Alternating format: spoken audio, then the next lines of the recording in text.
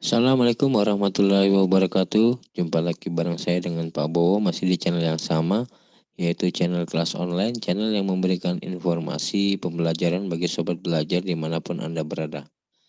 Pada kesempatan kali ini, seperti biasa, saya akan membawakan pembahasan atau video masih tentang materi pembelajaran IPA, tepatnya materi pembelajaran IPA untuk tingkat MTS atau tingkat SMP. Karena memang fokusnya kita sementara di tingkat SMP dulu, setelah semuanya terisi materinya baru kita akan lanjut ke tingkat yang lebih tinggi, yaitu di tingkat SMA. Baiklah, sebelum saya membahas materi dari video pada kesempatan kali ini, jangan lupa seperti biasa, jangan lupa untuk subscribe, like, komen, dan juga share. Oke, langsung saja kita bahas materinya. Pernahkah kalian melihat alat yang seperti ini? Atau mungkin alat yang seperti ini? Nah, keduanya ini mungkin pernah kalian lihat, biasanya itu ada di bagian pencucian mobil atau mungkin di bengkel, seperti itu. Alat ini tujuannya kalau di pencucian mobil yaitu untuk memudahkan yang mencuci mobil itu agar bersih sampai ke bagian bawah. Atau mungkin ketika itu ada di bengkel memudahkan bagi mekanik untuk mengecek atau memperbaiki bagian mobil yang ada di bagian bawah mobil, sehingga lebih mudah itu. Lalu bagaimana mobil tersebut bisa terangkat, ya, atau bagaimana alat tersebut bisa mengangkat mobil.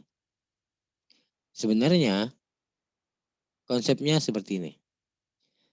Alat tersebut menggunakan dua macam tuas, ya, atau menggunakan dua tuas. Ada tuas yang pertama. Tuas yang pertama ini tuasnya lebih kecil dibandingkan tuas yang kedua. Lalu kemudian di antara tuas pertama dan tuas kedua itu diisi oleh fluida. Fluida itu merupakan zat yang bisa mengalir. Nah, itu bisa diisi oleh air atau bisa diisi oleh gas. Nah, dengan menekan tuas pertama yang dibuat lebih kecil agar gaya yang dihasilkan itu lebih kecil. Nah, atau gaya yang digunakan itu lebih kecil dan nantinya akan mampu mengangkat beban yang besar karena menghasilkan gaya yang besar di tuas kedua. Hal ini diakibatkan adanya tekanan, ya, tekanan dari fluida yang ada di antara tuas pertama dan tuas tuas kedua. Ya, jadi diakibatkan dari tekanan fluida yang ada di tuas pertama dan tuas kedua. Yang mana apabila fluida yang ada di antara tuas pertama dan kedua ini jika diberikan tekanan akan diteruskan, ya. Jadi akan diteruskan ke segala arah dengan besar yang sama. Ya. Jadi apabila fluida yang di antara tuas ke-1 dan tuas kedua ini diberikan tekanan, kita lihat ini orangnya naik ini, ya, orangnya naik ke sini, berarti orangnya memberikan tekanan, ya, memberikan tekanan sehingga tekanan tadi, ya, tekanan dari tuas pertama akan diteruskan ke segala arah, ya, sampai ke tuas kedua dengan besar yang sama. Hal ini sesuai dengan prinsip dari hukum Pascal, yang mana hukum Pascal tersebut berbunyi yaitu tekanan yang diberikan pada zat cair yang terjadi pada ruang tertutup. Kalau kita lihat ini kan ruangannya tertutup. Nah, berbeda dengan pembahasan kemarin yang tekanan hidrostatis itu pada tempat terbuka, misalnya pada kolam, ya, pada sungai, ya, pada bejana air atau wadah air yang terbuka. Nah, kalau ini kan ruangannya tertutup, ya. Kalau ini kan daerah tertutup. Sehingga sesuai dengan hukum Pascal, yaitu apabila tekanan yang diberikan pada zat cair, ya, pada zat cair pada ruang tertutup akan diteruskan ke segala arah sama besar. Jadi ketika ini ditekan, ya, ketika ini ditekan, nah, ketika ini ditekan, diberikan tekanan, maka fluida ini akan meneruskan tekanan tadi ke tuas satunya, ya, ke segala arah dengan besar yang sama besar. Tuh. Nah, jadi karena dari definisinya atau dari pengertiannya tadi disebutkan bahwa apabila suatu fluida atau apabila suatu zat cair pada ruang tertutup, ya karena ini pada ruang tertutup, nah tertutup diberikan tekanan gitu ya. Jadi tekanan yang diberikan pada zat cair pada ruang tertutup akan diteruskan ke segala arah dengan sama besar. Ingat kata kuncinya yang kedua, akan diteruskan ke segala arah dengan sama besar. Artinya apa? Kalau di P1 diberi tekanan 10, berarti di P2 akan mengalami tekanan yang sama, kan gitu. Ya. Kalau P1 diberikan tekanan, maka di P2 juga memiliki tekanan. Tapi Pak, ini tekanannya beda. Nah, kenapa bisa beda? Karena memiliki luas permukaan yang berbeda. Misalnya, di sini saya beri tekanan 10 Newton misalnya. Yang sini 10 Newton. Di sini bisa lebih dari 10 Newton. Mengapa demikian? Karena luas permukaannya yang dibikin berbeda. Ya, tapi pada konsepnya yaitu P1 sama dengan P2 atau tekanan pada P1 akan sama dengan P2. Lalu Pak yang ini kecil, tekanan yang diberikan kecil tapi bisa mengangkat beban yang berat. Kenapa bisa begitu? Karena yang berbeda adalah luas permukaannya. Seperti yang kita ingat pada pembahasan tekanan di awal, di tekanan zat padat, apa tekanan itu? Tekanan itu adalah perbandingan antara gaya dan luas permukaan, ya, atau gaya dibagi dengan luas permukaan. Ya, semakin besar luas permukaannya, maka gayanya atau tekanannya yang dihasilkan akan lebih besar. Itu ya, semakin besar maka gayanya tekanan yang dihasilkan itu akan menjadi lebih besar. Jadi agar ini bisa mengangkat beban yang berat dengan menggunakan gaya yang sedikit, maka dibuat luas permukaan yang berbeda. Ya, luas permukaan yang berbeda sehingga bisa mengangkat beban yang berat.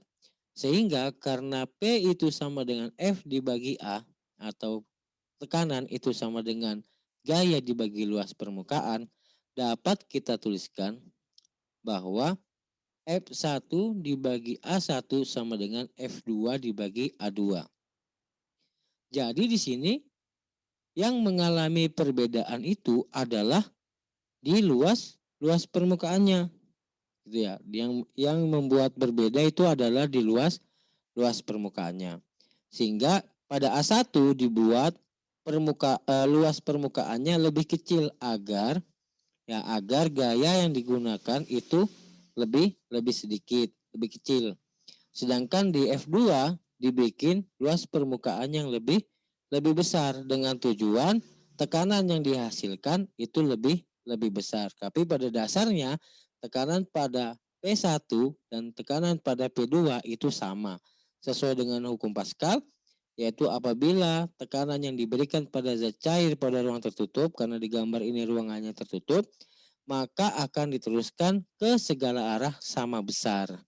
Nah, di mana kalau kita lihat dari rumusnya, F1 adalah gaya pada tuas 1, F2 adalah gaya pada tuas 2, A1 luas permukaan 1, A2 sama dengan luas permukaan 2. Kalau kita gambarkan skemanya seperti ini. Nah, seperti gambar ini, bahwa F1 adalah gaya yang diberikan pada tuas 1, A1 adalah luas permukaan dari tuas pertama, F2 adalah gaya yang ada pada tuas kedua, A2 adalah luas permukaannya.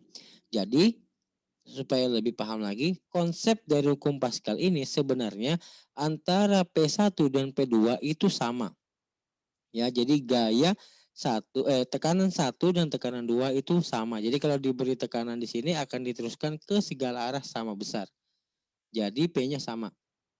Yang membedakan adalah luas permukaannya.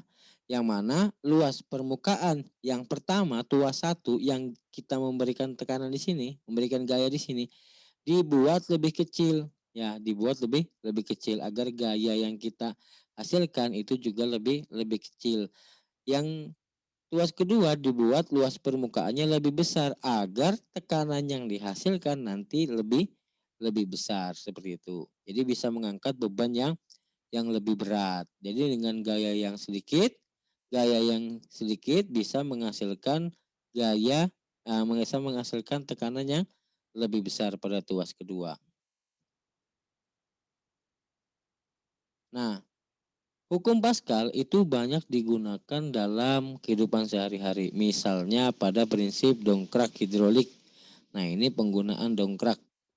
Yang mana ketika kita lihat dongkrak di sini ada A1. A1 ini adalah tuasnya, luas permukaannya.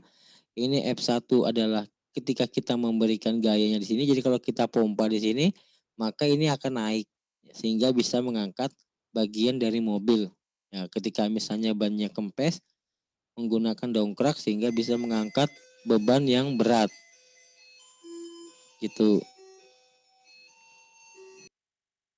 Ya, jadi ya tadi dongkrak hidrolik tadi kalau ini dipompa ini akan naik. Nah, ini menggunakan prinsip dari hukum Pascal tadi yang mana ada gaya 1 F1. Ini tuas pertamanya ada luas permukaannya, ya di sini fluidanya. Ya, biasanya gas seperti itu ya. Atau cairan atau zat cair. Nah, di sini ada A2 atau luas permukaan 2. Ini ada F2 yang menghasilkan tekanan. Jadi kalau ini ditekan, nanti akan mengangkat ya, bisa mengangkat bagian mobil ya. Misalnya kalau mobilnya lagi bannya mau diganti ya bisa menggunakan dongkrak seperti itu. Lalu misalnya ada rem hidrolik. Nah, ini rem hidrolik. Ini rem ini sistem kerjanya menggunakan cakram. Ya, menggunakan cakram atau piringan. Jadi ketika ditekan, di pedal ditekan ini berarti ini F1-nya. Ya, ini F1-nya. F1 ini ada A1-nya. Kemudian ditekan, ini A1-nya. Ya, ini F1-nya, ini A1-nya. Ya, ini tuas pertama, ini tuas keduanya. Ya, kan ada dua tuh prinsipnya Pascal. Ada A1, F1, ada A2, F2. Ini yang F1-nya, yang ada sepatunya yang kita tinjak. Ini F1-nya, dan ini ada A1-nya. Nah, ketika dia ditekan, minyak remnya ini sebagai zat cairnya. Nah, ketika ditekan, tekanan itu akan diteruskan ke segala arah dan bisa menggerakkan ini yang menjepit cakram tadi. Ya, jadi jepit. Ini ada A2 dan F2-nya. Jadi ketika ini dijepit, cakramnya akan mengurangi kecepatan si cakram dan bisa memberhentikan kendaraan. Nah, itu kalau menggunakan prinsip dari rem hidrolik. Terus kemudian ada pencuci mobil hidrolik tadi yang sudah kita bahas. Ya, sudah bahas yang ini pencuci mobil hidroliknya. Yang ini pencuci mobil hidrolik, ini tuas satunya. Nah, ketika ditekan ini bisa naik. Nah, biasanya seperti itu sehingga memudahkan untuk mencuci mobilnya. Terus ada eskavator. Nah, yang seperti ini. Ini ketika ini mau digerakkan, ini pengeruknya. Ya, pengeruknya ini mau digerakkan. Nah, ini pengeruknya mau digerakkan. Ini dipompa. Ya, dipompakan ke sini. Nah, ini yang bisa menggerakkan. Nah, ini tuasnya di sini. Kalau mau menaikkan ini, kalau mau menggerakkan ini, tuasnya di sini. Nah, ini juga menggunakan prinsip dari hukum Pascal.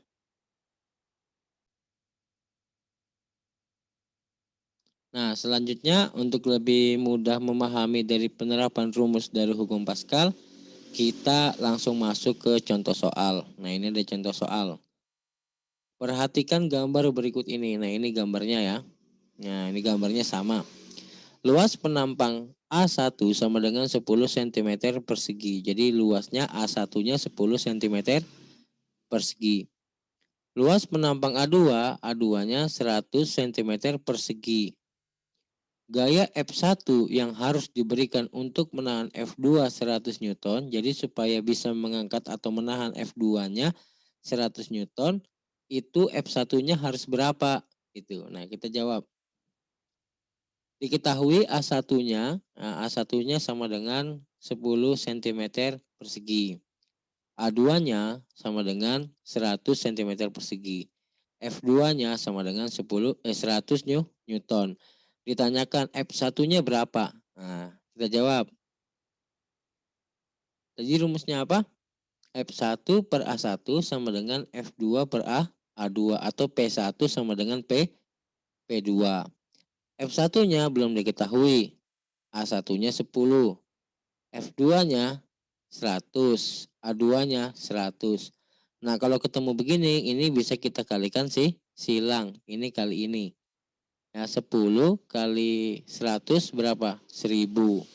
100 kali F1, 100 F1. Kita kalikan silang ya. 100 kali F1, 100 F1. 10 kali 100 sama dengan 1000. Maka 100 F1 sama dengan 1000. F1 sama dengan 1000 dibagi 100. Kita coret saja nolnya. Ya, atas kita coret 2, bawah kita coret 2. Maka sisa 10. Maka F1-nya sama dengan 10 Newton.